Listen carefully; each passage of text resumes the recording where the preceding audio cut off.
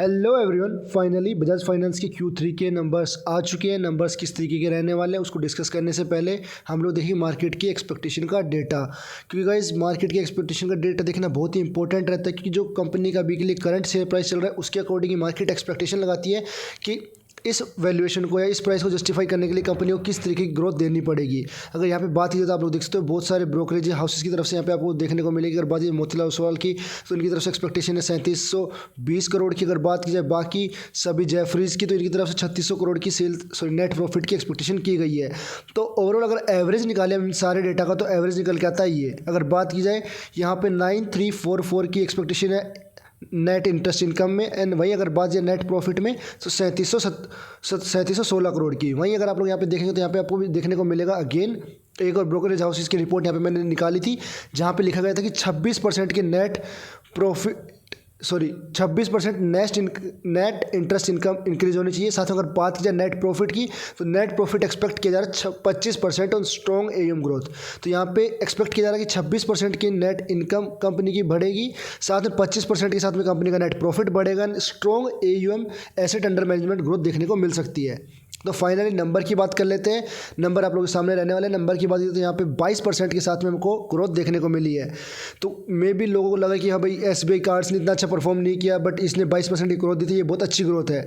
But यहाँ पे आपको ये भी चीज़ देखे चलने की 25% की ग्रोथ एक्सपेक्ट की गई थी। जी हाँ गाइज, 3714 करोड़ के आसपास के मार्केट के प्रॉफिट की एक्सपेक्टेशन थी। यहाँ पे प्रॉफिट निकल के आए 3639। सिर्फ और सिर्फ अगर बात की जाए तो एक ब्रोकरेज हाउसेस को एक्सपेक्टेशन को बीट किया हुआ है, जेफरीज। इसके अलावा सभी ब्रोकरेज हाउसेस की एक्सपेक्टेशन को यहाँ पे मिस करते हुए नंबर्स दिखाई देंगे। अगर बात की जाए आगे आप लोग पढ़ेंगे तो 22.4% के साथ में कंपनी के प्रॉफिट्स बढ़ चुके हैं। वहीं पे बात की जाए तो यहाँ पे देखने को मिलेगा missing analyst average estimates of 3756 crore. तो ये किसी और ब्रोकरेज हाउसेस की एक्सपेक्टेशन का डेटा है, जहाँ पे उन्होंने एक्सपेक्ट किया था 3756 करोड़ की प्रॉफिट्स कंपनी के बढ़ सकते हैं, जो कि कंपनी ने यहाँ पे मिस कर दिया है। आगे चलते हैं। अगर बात की जाए आप लोगों के नंबर्स तो सच में बहुत ख़राब है, बहुत ख़राब भी नहीं है। मैं डिटेल में आप लोगों के लिए डिस्कस करके आपको बता देता हूँ, समझाने की कोशिश कर देता हूँ। अगर आप लोग यहाँ पे देखेंगे तो कंपनी के एसेट अंडर मैनेजमेंट के बारे में बात की गई, जो कि 35% बढ़ा है। एक अच्छी ग्रोथ हमको कंपनी के एसेट अंडर मैनेजमेंट में देखने को मिली है। वहीं बात की जाए नेट इंटरेस्ट इनकम, जो कि एक्सपेक्टेशन की गई थी 26% के साथ में बढ़नी चाहिए, उसके अंदर हमको ग्रोथ देखने को मिली 29% की। तो यहाँ पर आप लोग देख सकते नेट इंटरेस्ट इनकम जो कि 29% के साथ में ग्रोथ हमको देखने को मिली, एक्सपेक्टेशन की गई थी 26 पे। तो यहाँ पे नेट इंटरेस्ट इनकम के मामले में कंपनी ने मार्केट की एक्सपेक्टेशन को बीट किया है। साथ में एक अच्छा एयूएम ग्रोथ हमको देखने को मिला है। सही में एनबीएफसीज की बात की जाए या फिर बैंकिंग की बात की जाए, सबसे इंपॉर्टेंट रहता है उनके एनपीएस, नॉन परफॉर्मिंग एसेट्स। ये हमेशा रिड्यूस होने चाहिए, ना कि इंक्रीज। तो बात की जाए एसबीआई कार्ड्स की जो मेन प्रॉब्लम थी वो एनपीएस की थी, क्योंकि वो बैड लोन्स देते थे, टोटली बैड लोन्स। अगर एक तरीके से आप लोग देख सकते हैं, क्योंकि इसमें कोई सिक्योरिटीज़ नहीं होती, क्रेडिट कार्ड जो इशू करती है कंपनी।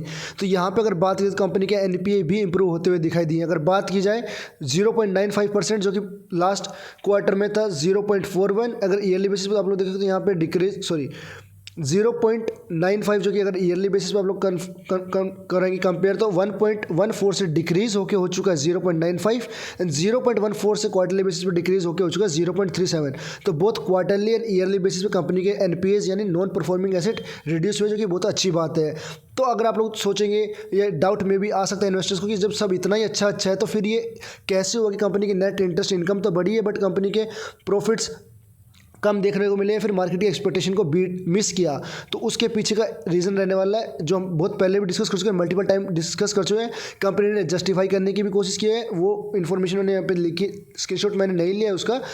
वहाँ पे कंपनी ने जस्टिफाई करने की कोशिश की। कंपनी ने बताया कि कंपनी का जो पैसा, जो कंपनी पैसे लेती है उसी को तो उधार पे देती है लोन के लिए। तो जो पैसा पहले कंपनी को 100 रुपये पड़ रहा था, फॉर एग्जांपल मान लीजिए कंपनी 1 लाख रुपए उठा रही थी, उसके अगेंस्ट में 100 रुपये दे रही थी बैंक को या किसी को भी, जहाँ से वो पैसे उठा रही थी और फिर किसी को लैंडिंग कर रही थी। तो अभी के लिए वो 100 रुपये जो पहले कंपनी को 100 रुपये पड़ रहे थे वो 1 लाख रुपए उठाने के लिए, अब उसके लिए कंपनी को 120 रुपये देने पड़ रहे हैं। तो जो मनी ये लोग उठा रहे थे वो अब इनको महंगी मिल रही है। तो उस वजह से कंपनी के मार्जिन आप लोग बोल सकते हैं तरीके से थोड़े रिड्यूस हुए हैं, हमको कंपनी के नेट प्रॉफिट में डिक्रीज देखने को मिलेगा। वहीं बात की जाए एज ए इन्वेस्टर पर्सपेक्टिव, अगर आप इन्वेस्टमेंट करना चाहते हैं तो कंपनी के अंदर कोई टिप को रिकमेंडेशन नहीं है। कंपनी के मीडियन पी की बात की तो 47 का रहने वाला है। कंपनी की प्रॉफिट ग्रोथ आप लोग देख सकते कॉन्टीन्यूसली एक डिप देखने को मिला था हमको यहाँ पे कोविड के अंदर, नहीं तो कंपनी कॉन्टीन्यूसली ग्रो करती हुई आपको दिखाई देगी। ऑल टाइम हाई पे कंपनी के प्रॉफिट चल रहे हैं। स्टिल अगर बात की कंपनी के वैल्यूएशंस गिरते लगभग 33 के आसपास आ चुकी है। तो ये एक अच्छा इंडिकेशन होता है जब कंपनी की ग्रोथ होती है एंड कंपनी का पी गिर रहा हो, तो वहाँ पे इन्वेस्टमेंट अपॉर्चुनिटीज़ देखी जानी चाहिए। लेट्स सी कल के दिन मार्केट इन नंबर्स को किस तरीके से देखती है। मेरे अकॉर्डिंग एज अ पर्सनल जो कि मैं एक्सपेक्ट करता हूँ इस कंपनी से इन्वेस्टर, वो हूँ मैं 20%। मैं ऐसा कहने को तो ये भी कह सकता हूँ कंपनी आपको 25% के CAGR या 30% की भी शायद बना के दे दे, बट जो इन रियलिटी मैं जानता हूँ, मैं इस कंपनी से एक्सपेक्ट करता हूँ कि मेरे को 20% के CAGR रिटर्न्स बना के देगी 5 साल में। तो उस हिसाब से एक्सपेक्टेशंस ठीक है मेरी, एग्जिट करने जैसा कुछ नहीं है। बट येस, अगर अपॉर्चुनिटी मिलेगी तो ज़रूर से हम लोग 5500 के लेवल तो जाएगा नहीं, बट येस अभी के लिए आप लोग देख सकते हो कंपनी का स्टॉक यहाँ पे रेजिस्टेंस हिट किया था, यहाँ पे रेजिस्टेंस हिट किया था एंड फाइनली यहाँ पे हमको ब्रेकआउट देखने को मिला था। उसी के बाद में पिछले रेजिस्टेंस को कंपनी के स्टॉक ने सपोर्ट बनाया। आज के दिन हमको यहाँ से एक गैप अप ओपनिंग और एक अच्छी तेज़ी देखने को मिली। मे भी एक्सपेक्टेशन थी कि रिजल्ट्स अच्छे आने वाले हैं, बट कल के दिन देखना पड़ेगा। यहाँ पे ब्रेकडाउन देखने को मिलता है नहीं। अगर यहाँ से हमको ब्रेकडाउन देखने को मिलता है तो फिर कंपनी का स्टॉक 6500 का लेवल जो कि रहता है वहाँ पे आपको आता हुआ दिखाई देगा। और एज अ इन्वेस्टर के अच्छा मौका आप लोग देख के चल सकते हैं, क्योंकि यहाँ पे आपको कंपनी के स्टॉक में लगभग 20% के अराउंड डिस्काउंट देखने को मिलेगा ऑल टाइम हाई से।